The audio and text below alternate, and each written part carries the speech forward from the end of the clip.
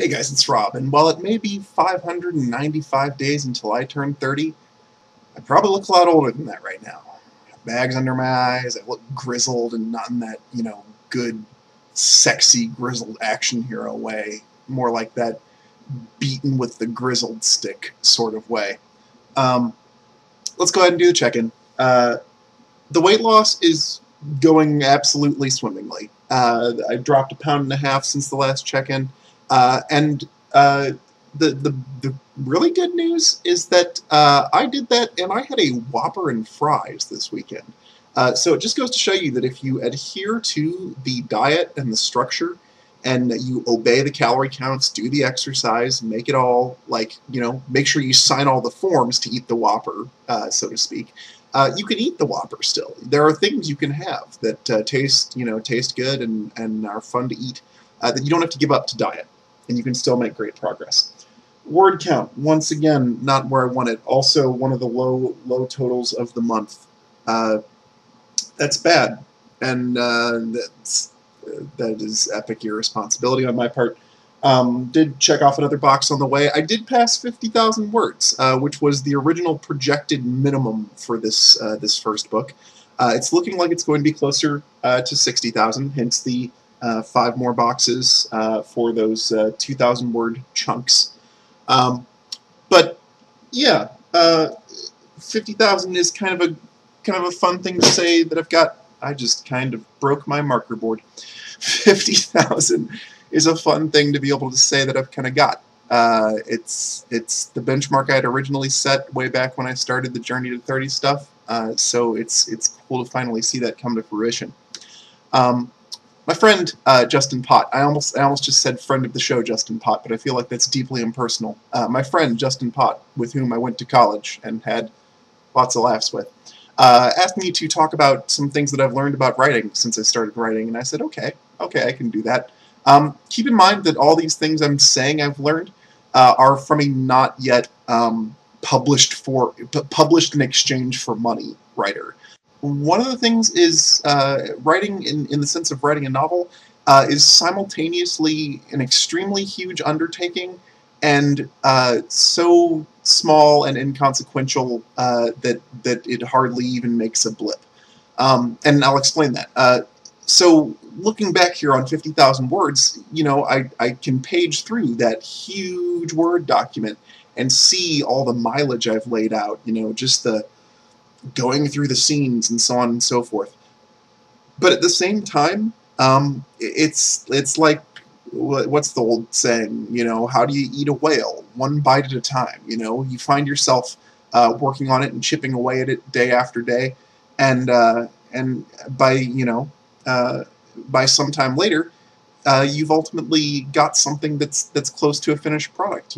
Just like an artist, might work on a painting or something over the course of many days, or a composer might work on a composition over the course of many days. It's all about just continuing to move forward and put more pieces and more layers into the project. So that's one of the things. Another thing is that outlining is going to be a huge deal in the future for me.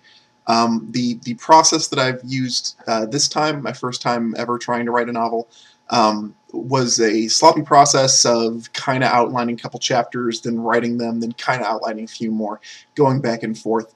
And that's ended up being to my detriment. I feel like I would be able to get a lot more excited about some of the scenes that felt just kind of like I was punching the clock to get them written, because those facts needed to be written into the story. If I had known well in advance what kind of direction I was going.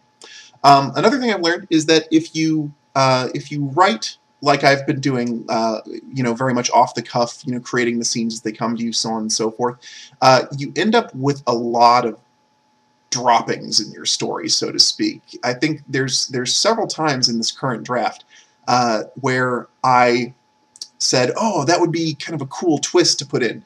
And so I would lay the groundwork for the twist, and then the story would go a different direction, and the twist would just be left there hanging without any closure. Like, it would just look like a detail, just like in real life, where a detail can come up and seem very interesting, but ultimately not be pertinent to the result.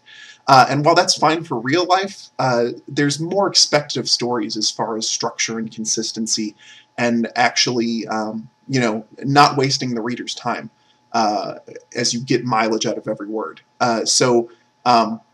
And that's not to say that stuff's going to end up in there in the final copy. The editing process that's coming up and is big and scary, and the thing that I've never done before yet, is going to involve going through and restructuring all kinds of stuff, determining which hooks to further develop, determining which ones to slice out of there outright and excise them from the manuscript. That kind of goes back to the outlining thing. And I think the last thing I learned was that the writing I'm producing now as I write is very different from the writing I produced when I started, and that's to a degree because I've learned more what a rough draft was.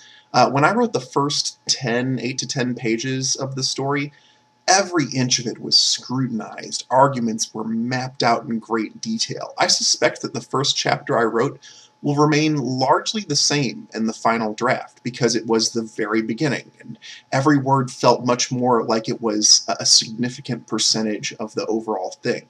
But as I got more and more words behind me, it became easier and easier to just kind of, blunder forward and work things out as they came up, and not really put that same amount of work in it. I would say after chapter 6 or so, things became much less scrutinized. And that's not to say it's a bad thing.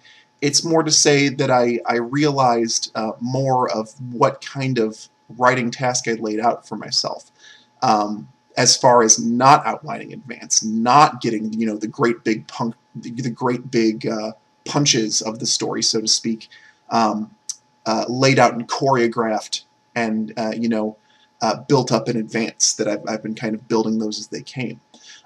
So in a sense, my rough drafting process has ultimately kind of felt like a really big sprawling outline that happens to have a lot of fine story detail in it. But I guess the bottom line is that this is not coming out for human consumption, for purchase, until I'm happy with it. That I'm not the kind of person who's going to be able to sleep at night feeling like I put out a garbage story or a bad product. That maybe enough people will buy it before the reviews get out that I can make up the difference. If I hope to actually make a career as a writer, which is what I hope to do, I've got to create a reputation for quality. I am building the Rob brand right now, and I want that to be a brand with legs, something that you feel like that when you buy it, whatever I might produce, when you give money to the Rob brand, you're going to get something that you're going to enjoy in return, that you're not going to get some guy just punching the clock and putting out garbage. I think what they call that kind of person a hack, don't they? You're not going to be paying a hack. So, and that's why I'm going to put the effort into it. I think that's all I've learned about writing for now, or at least all I'm willing to talk about in a short YouTube video.